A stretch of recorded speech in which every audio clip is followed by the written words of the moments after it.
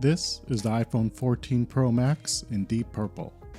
In today's video, I'll be unboxing the iPhone 14 Pro Max and give you guys my initial thoughts on it. As the lineup's most upgraded phone this year, I'm pretty excited to see what's in store, so let's jump right on in. So the box is fairly slim, and it's white this time instead of black like all the previous Pro models. And the Apple logo is actually the color based on the color of the phone. Let me just take off this paper sticker so we can finally see what's inside. So here's a look at the exclusive color this year for the Pro models, deep purple. As you can see as I move the phone around, the phone actually looks gray in darker lighting. But nonetheless, I absolutely love this color, and it's honestly unlike anything I've ever seen before. Like the other Pro models, this phone has a matte finish and a stainless steel frame. Now, let's get to what's inside the box. Here we just have our charging cable, which is Lightning to USB-C, and finally we have one of the most controversial aspects on this new lineup, which is that you no longer need a physical SIM, and they give you a little card right in the box that tells you all about it. Now getting into hardware, one thing I noticed right away is the camera modules are a lot bigger compared to the previous model. Right at the bottom we have the microphone, our Lightning connection, and one of the speakers. The other speaker can be seen on the top. On the right side, we just have the lock button, then on the left side is the silent switch and the volume buttons. Perhaps the most noticeable difference is we no longer have a SIM slot, but that's a whole nother discussion.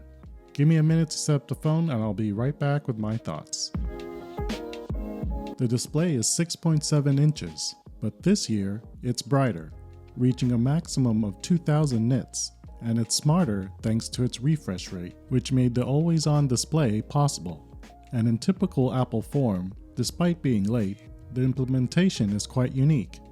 Now most Android phones have the always-on display already, but with Apple it's completely different. While other phones typically switch to a black background with subtle detail, the iPhone barely changes. This means that even when the clock is shining brightly, the colors of a favorite photo you selected as your lock screen are slightly muted but still clearly noticeable. On top of that, you will never need to tap on the iPhone screen again and again to see the time, because it's always on. Anyway, circling back, there are a few white indicators for time, date, and notifications on the always-on display. The display is smart enough to understand its surroundings, dimming down in a darker area, increasing brightness outside, and turning off completely while you're asleep or while the phone is facing down. It'll be pretty interesting to see how much the new always-on display mode will drain the battery the more I use the phone. Next up, we have the dynamic island, and it's pretty innovative. Apple found a way to make the iPhone's notch more functional and even enjoyable, while also making it way smaller. So what we have here is this super unique pill-shaped cutout. Many other phones have come out with a small notch in a similar design before, or some punch hole cutout, but Apple has got to be the most pleasing to look at. The dynamic island serves as a little dashboard and houses the true-depth camera, in addition to giving access to the information you'd require, regardless of the app you're using. For instance, if you open Apple Music and then swipe back to the home screen, the album image will still be shown on the top left side, and a small waveform animation will be shown on the right. Other apps benefit from Dynamic Island too. For example, you can see the status of your timer, the next step in Maps, the status of incoming and outgoing calls, and much more.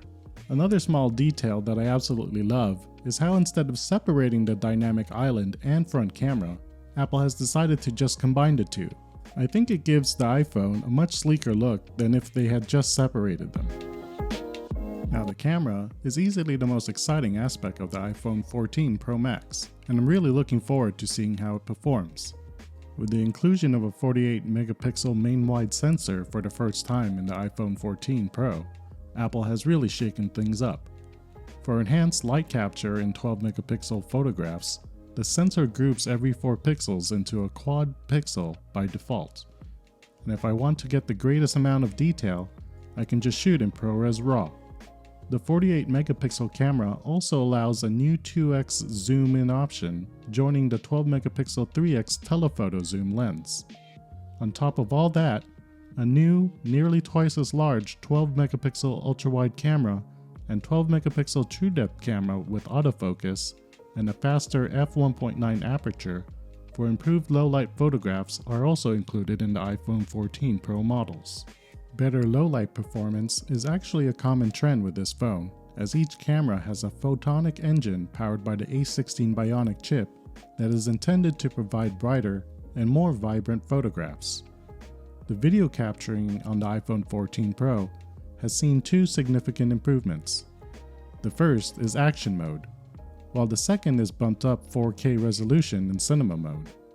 When filming, you can smooth out the action by simply toggling a button in the camera app. This is especially useful when both the videographer and the subject are moving. Simply put, it's a better internal stabilization for the lens to help you capture moving objects or while you're moving about.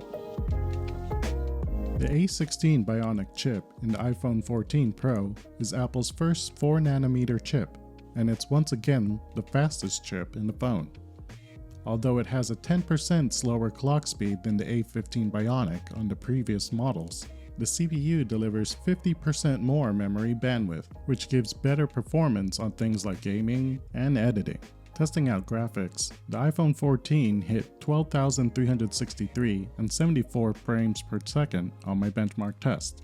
The previous year's iPhone 13 managed only 1114 and 68.37 FPS, so there's definitely a tick up in graphics performance. As you can see, the iPhone 14 Pro Max has two speakers on the bottom, a bottom-firing main speaker and a top speaker sidekick. I'm not really expecting anything really groundbreaking here, but it still produces excellent quality audio regardless. The iPhone 13 made a lot of quality improvements to the iPhone series, and it's clear they've carried it over to the iPhone 14 Pro models. Since the iPhone 14 has historically excelled in haptics, I know for sure I'm going to love playing music or watching videos on this new iPhone. The iPhone 14 Pro Max ran for a very long time on my battery test, in part because of its more efficient chip.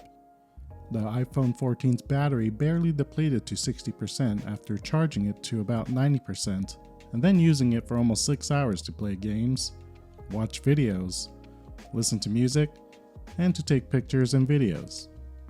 But despite this, there are phones out there that charge much faster than the iPhone 14 Pro Max, and it's a shame Apple still only supports 20-watt charging. I only managed to charge a fully drained iPhone 14 Pro Max to 42% in 30 minutes, despite Apple's claim that you can charge it to 50%. There are many things I like about iOS 16, which is the default operating system for the iPhone 14 models. You can add widgets, images, and many other elements to the lock screen, and whatever you decide will also appear on your always-on display. Other notable features include the option to edit and unsend text, passkeys, and new fitness app. No other iPhone comes close to the iPhone 14 Pro Max in terms of cool new features and updates. Many features including the camera, performance, and display utility have been upgraded, making it a reliable purchase. The iPhone certainly adds up to a pretty penny, but not as much as I had anticipated. Apple actually kept the costs at the same level as the iPhone 13 Pro Max last year, and if I compare it to the other models in the iPhone 14 lineup, the Pro models easily stand out. Just a dynamic island and insane camera updates might be worth it to some people. If you're willing to adapt to eSIM, I say go for it. This is definitely the most decked out and visually stunning phone on the market right now. With all that said, if you enjoyed the video, subscribe and hit that notification bell to stay up to date on all our latest videos.